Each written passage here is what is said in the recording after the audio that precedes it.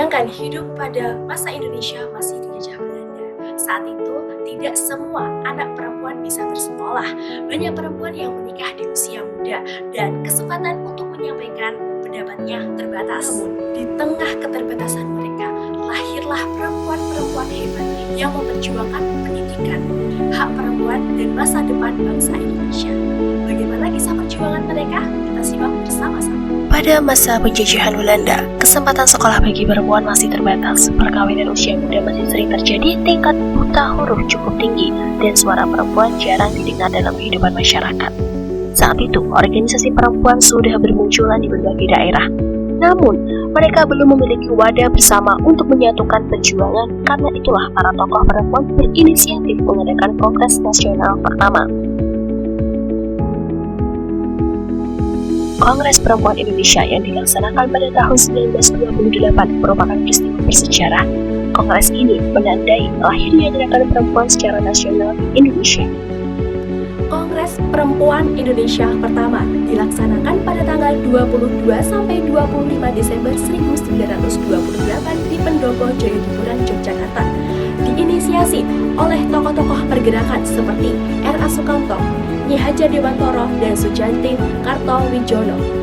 Kongres ini diikuti 30 organisasi perempuan dan dihadiri 1.000 peserta dari berbagai daerah. Dalam kongres ini dibahas berbagai isu seperti pendidikan perempuan, penolakan perkawinan usia anak, perlindungan perempuan dan anak, serta kesejahteraan keluarga. Peristiwa ini menjadi tonggak penting dalam sejarah gerakan emansipasi di Indonesia, sekaligus menegaskan bahwa perempuan bukan sekedar pelengkap dalam perjuangan kemerdekaan, tapi pelaku aktif dalam perubahan sosial. Kongres ini menghasilkan pembentukan organisasi persatuan perempuan yang bernama Perserikatan Perkumpulan Perempuan Indonesia dan diubah menjadi Perserikatan Perhimpunan Istri Indonesia. Menariknya, peserta yang hadir tidak hanya perempuan, sejumlah tokoh laki-laki dan perwakilan organisasi pergerakan nasional juga turut menghadiri dan memberikan dukungan terhadap perjuangan perempuan Indonesia. Kehadiran mereka menunjukkan bahwa upaya meningkatkan pendidikan, kesejahteraan, dan kedudukan perempuan dipandang sebagai bagian penting dari perjuangan bangsa menuju kemerdekaan. Dengan demikian, Kongres Perempuan Indonesia menjadi simbol kerjasama antara perempuan dan laki-laki dalam mewujudkan kemajuan masyarakat Indonesia.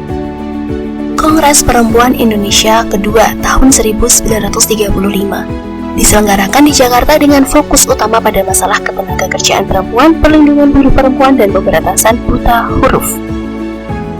Kongres Perempuan Indonesia ketiga tahun 1938 diadakan di Bandung. Kongres ini secara progresif membahas hak pilih dan dipilih bagi perempuan dalam Badan Perwakilan Kolonial.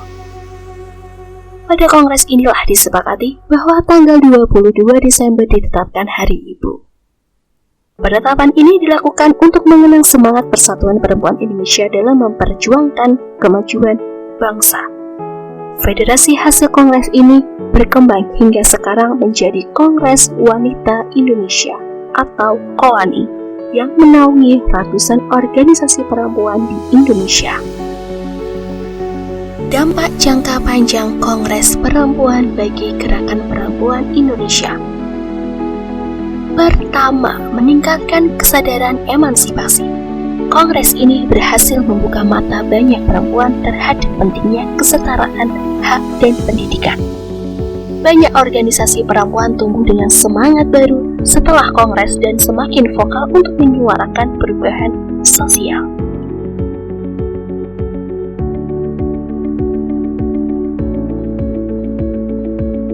Dua, mendorong keterlibatan politik perempuan. Seiring waktu, perempuan mulai terlibat aktif dalam politik, pemerintahan, dan pendidikan. Beberapa dari mereka bahkan menjadi menteri dan tokoh nasional pasca kemerdekaan.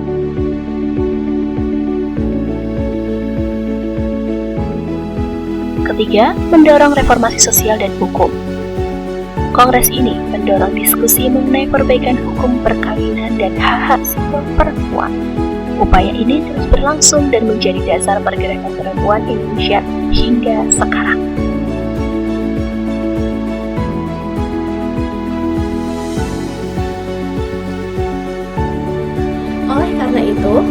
peringatan Hari Ibu setiap tanggal 22 Desember menjadi momen untuk mengenang jasa dan perjuangan perempuan Indonesia.